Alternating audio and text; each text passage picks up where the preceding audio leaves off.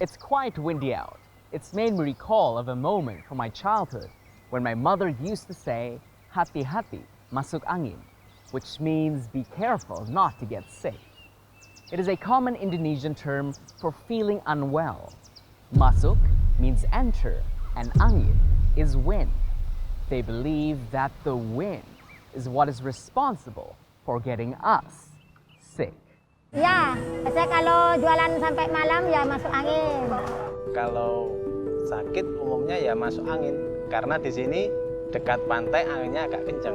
Kalau belum makan, kata ibu saya nanti bisa masuk angin.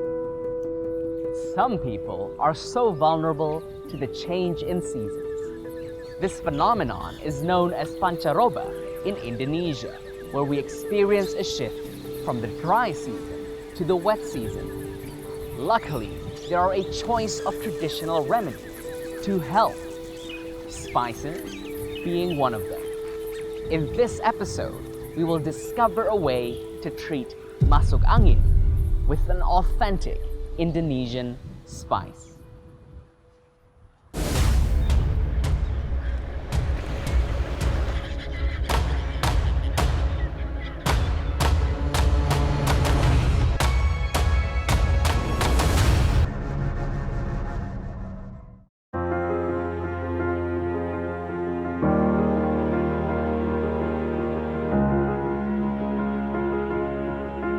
The people of Indonesia have a number of ways to overcome masuk angin. Some take medicine and others go for a massage. But many also prefer one of the oldest treatments in the history of Asian medicine. What could that be, you ask? It is none other than kering. The technique of this traditional treatment first originated in China in the 5th to 7th centuries. Known as gua sha, it is thought to help an out-of-sorts body. Indonesians believe that the #1 way to expel gases from the body is to use kerokan. The technique used in this traditional treatment employs a coin or a similar item to rub and stroke the back. To reduce any discomfort, Indonesians apply a warming oil throughout the whole process. A popular choice is derived from a spice that is commonly found in Indonesia. It is known as kajeput. This traditional treatment technique has been trusted for many, many generations. Even today, it is still passed down. And despite medical controversy in today's age, I guarantee that almost every Indonesian has given kerokan a try. Kalau yang biasa kerokan, pasti mintanya kerokan. Dia merasa sakit, tapi sakitnya itu enak gitu loh. Nama saya Ika Emi Ramadhani. Saya bekerja sebagai terapis spa profesional. Untuk waktu kecil saja saya juga udah dikerokin, Mas, pakai metode bawang merah kalau waktu zaman dulu. Dan bawang merah sendiri juga berkhasiat. Biasanya bawang merah dengan minyak kayu putih. Udah ada penelitian juga ya. Karena kalau udah dikerok itu mereka selalu bilang, aku nek wes dikerok pasti udah enakan. Nah, sebelumnya juga sudah tersugesti. Kalau udah dikerokin udah merasa enak. Tapi memang kita ngerokinnya juga ada metodenya. Jadi ada gerakan kerik yang nggak sembarangan. Jadi kalau kerikan yang bagus itu seperti gambar sebetulnya. Goresan-goresan dari atas ke bawah itu sejajar biasanya. Rapi, sejajar gitu. Minyak kayu putih paling sering dipakai untuk yang masuk angin. Karena tingkat hangatnya itu pas ya, Mas, buat anak kecil, dewasa, orang tua itu pas. Dan itu juga bisa dipakai untuk seluruh badan kalau lagi nggak enak badan. Oke, kalau dari aku sendiri ya minyak kayu putih sih sering banget sih ngepakainya ya. Saya mengenal itu juga karena saya orang Jawa ya, Mas. Anak saya ini dia belum bisa tidur kalau belum diberikan minyak kayu putih, dioleskan di kakinya misalnya. Masih kecil juga udah dikenali sama orang tua, misal pas masuk angin atau nggak enak badan gitu. Itu saya memang dari dulu, dari semasa saya kecil sampai saya punya anak besar, semuanya juga sampai hari ini menggunakan minyak kayu putih. Masa-masa kecil saya dulu ketika saya sakit, itu biasanya ibu saya memberikan pijatan-pijatan halus menggunakan minyak kayu putih. Untuk katakanlah untuk menghangatkan ketika kita pusing gitu, misalnya diciumkan di hidung gitu, merasa nyaman, lega gitu. Itu versi saya. Cajeput and eucalyptus come from the same family, Myrtaceae, but the two are of different species. Notwithstanding, oils that come from these two plants can help reduce stomach aches, bloating, nausea, and itches that come from mosquitoes and other insects.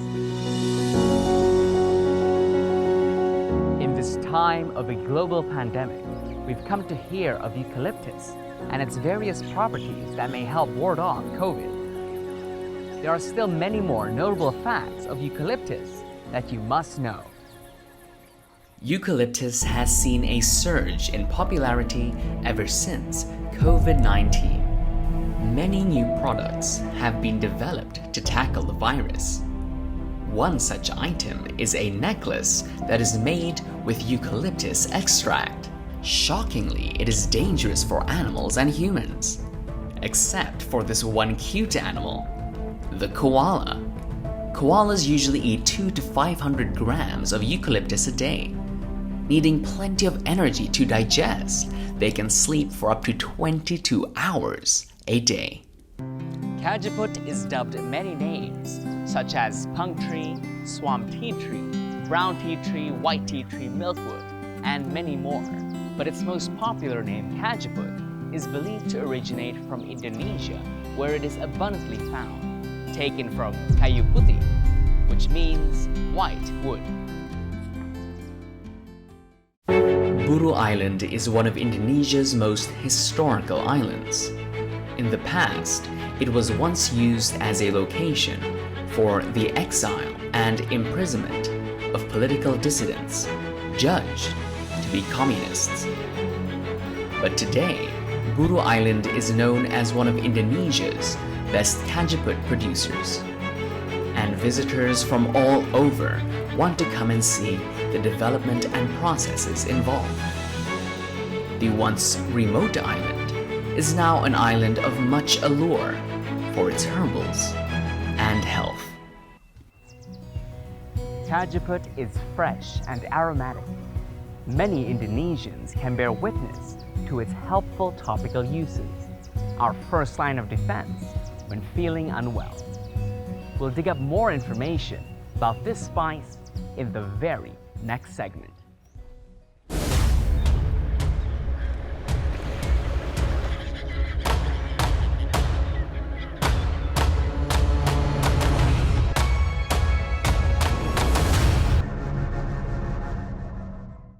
Cajeput is one of Indonesia's most well-known and used spices. Right now, I am at the Simpu Farm in Mantrijero.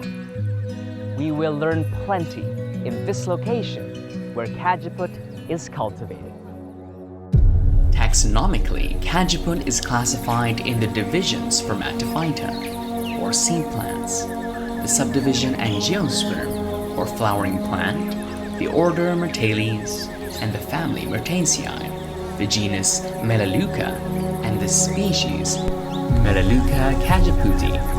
The cajeput tree is unique in its leaves, stem, and even its flowers, the stem of which is wrapped in a thick, layered, yellowish bark.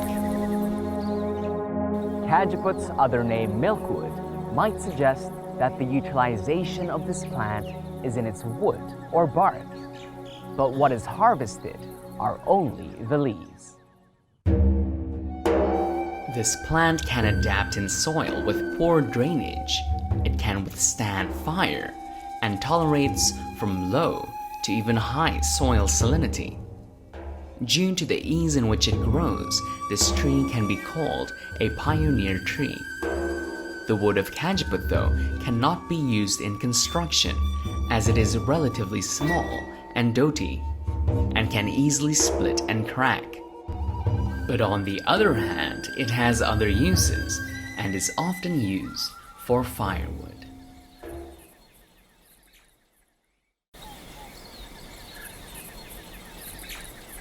The cajeput tree's flowers have white, greenish white, or cream petals, and they are mostly found in dense spikes at the ends of the branches. These spikes contain 8 to 20 groups of flowers, each group with 2 to 3 flowers, being 3.5 to 9 centimeters by 2 to 2.5 centimeters. These tiny flowers attract birds and have a flowering period of a few times every year. This plant is a promising source for the production of essential oils. During the pandemic, the demand for cajeput in Indonesia increased, reaching up to 3,600 tons a year. The capacity of production within the country is just 600 tons per year. The rest of the demand, some 3,000 tons, must be imported from countries like Australia. This is why cajeput continues to be cultivated commercially, in order to meet the massive demand of the market. Are you interested in cultivating this beneficial plant? Cajeput oil has been utilized by many peoples, from the Chinese to the Indians and even the Greeks. An aromatic component of many plants, extracted cajeput oil contains 1,8-cineol. It also contains flavonoids and antioxidants, which helps your body function more efficiently while protecting it from everyday toxins. Making hand sanitizer with cajeput oil. You'll need 99% isopropyl alcohol, aloe vera gel, and cajeput oil. To prepare, use a 2-to-1 ratio of alcohol and aloe vera, and a few drops of cajeput oil. Pour the materials into a container, then stir with a spoon until a gel-like consistency forms. Finally, place it into an empty bottle for ease of use. I've used cajeput oil for itches from allergies, and it helped quite a bit. But my experience with cajeput oil has only been topical. Can this be consumed orally? And this utilization of boiled cajeput water for bathing is just one of many local wisdoms in Indonesia, which spread by word of mouth before modern times. Cajeput is also beneficial when inhaled, as the aroma can get rid of any nausea and relax the breathing. But aside from this, it is used mostly in a topical manner, and consuming cajeput orally is not really recommended, although it is known that in some parts of Indonesia, using the dried leaves of cajeput and boiling it as a tea has been said to help with colds and fevers. If you go traveling, make sure to bring along the travel-sized cajeput oil. It can really help, and you'll never know when you'll be needing the effects of this versatile spice. Use 2 drops of cajeput oil on your phone or laptop screen and wait for the magical results. Stain clothes? This can also be remedied using 2 drops of cajeput oil. Rub with cotton pads and you'll make quick work of it. If you're out of mouthwash, cajeput oil can also come to your aid. Simply mix a few drops with warm water and gargle. The uses are endless. Don't wait to add this versatile oil to your arsenal. In this lasting pandemic, Cajuput is one of many plants that needs to be commercially cultivated in order to meet demand. Next, we will see how Cajuput and other plants are cared for and how the locals here work to maintain this beneficial spice. Only in the land of spices.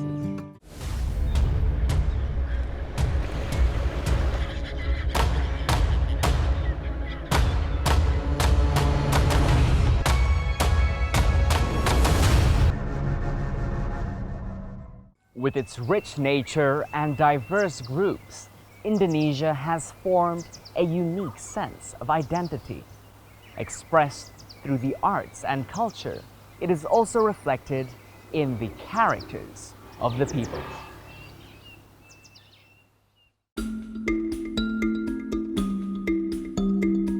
The Indonesian culture of gotong royong, or communal work, has developed over time into a norm. Passed down through generations, it acts as a uniting force without discrimination.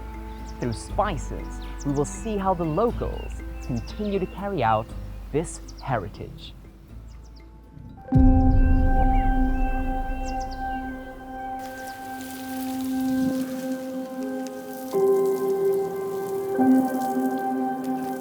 Pekerjaan saya tiap harinya di sini ya, kalau pagi bangun tidur kita nyapu halaman, dan setelah selesai kita nyangkul. Berhubung saya di kampung, pertama untuk menyehatkan badan menjadi sehat, keluar keringat.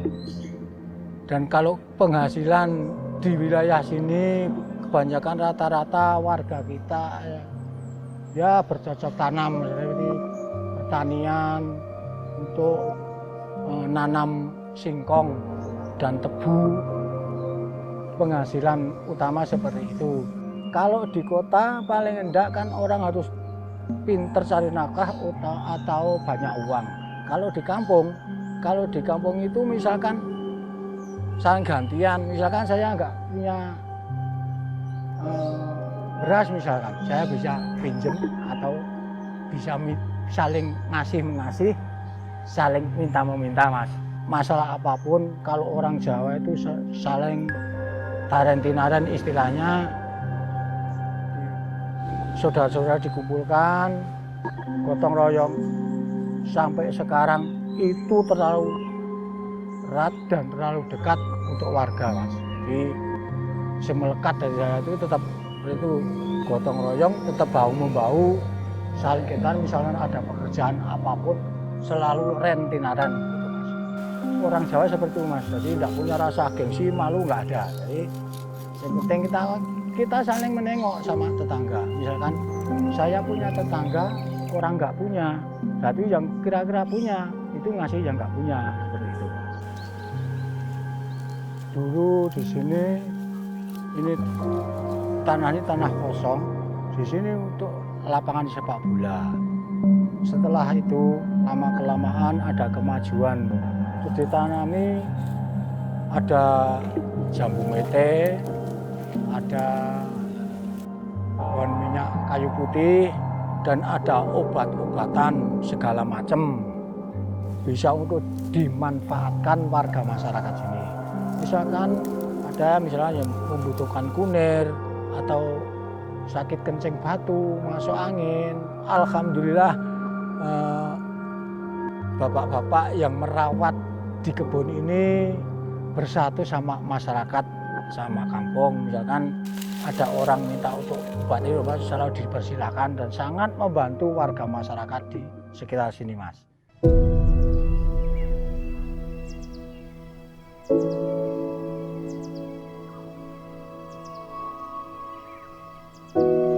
Perkenalkan, nama saya Budi Wijayanto, selaku Kepala Teaching Factory atau TEFA di Politeknik Pembangunan Pertanian Yogyakarta Magelang.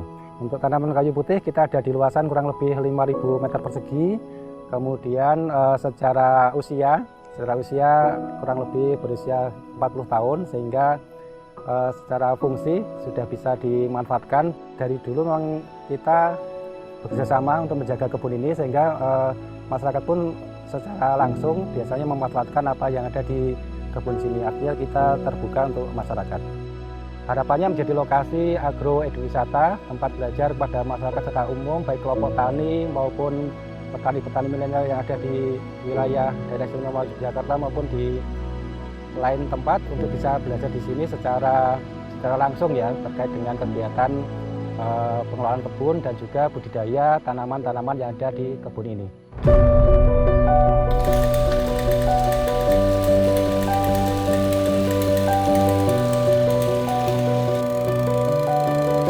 Kalau untuk pohon kayu putih itu biasanya dimulai dari pemotongan rumput bawah pohon kayu putih, terus pemangkasan dahan-dahan yang sudah tidak produktif, kemudian dilanjutkan pemupukan 3 bulan sekali.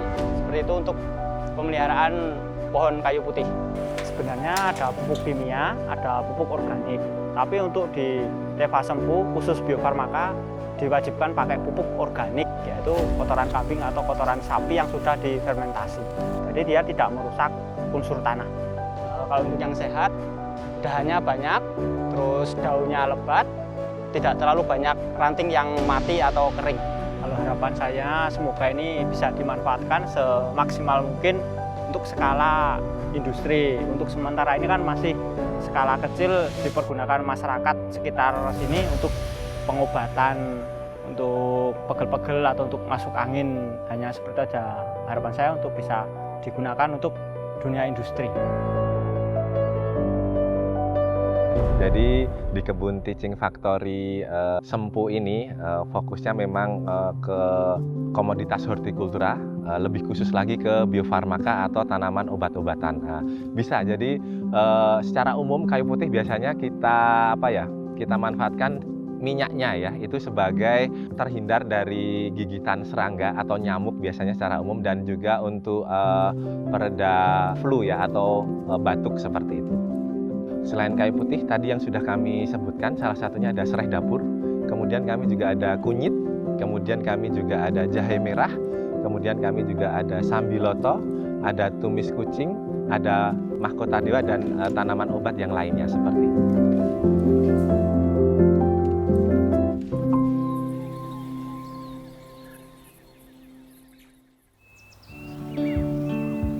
In this village, working together as a community, also known as Gotong Royong and Tarentinaren, is not just a slogan, it is a way of life. Spices have also become an example for the people. As the head of the neighborhood community, Suratmin visits one house after another, sharing helpful information on how to use this spice to relieve pain in the body. In the cajeput leaves, there are flavonoids and tannins, substances that act as antioxidants and can help in reducing fevers. Suratmin invites the local villagers to utilize cajeput for good health. He is the one to reintroduce the method of treating body aches and pains with the boiled water of cajeput.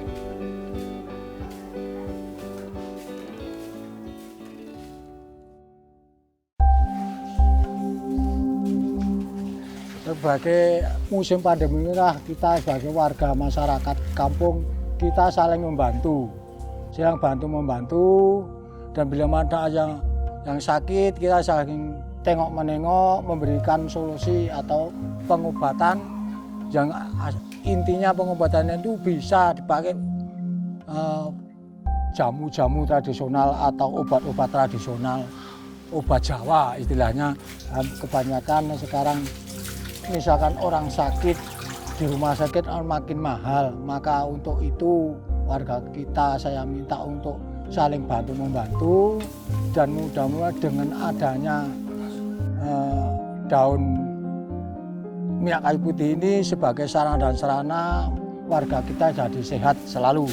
Biarpun kita menjalankan ada pandemi seperti ini, mudah-mudahan warga kita selalu semangat dan saling bahu-membahu. Terima kasih.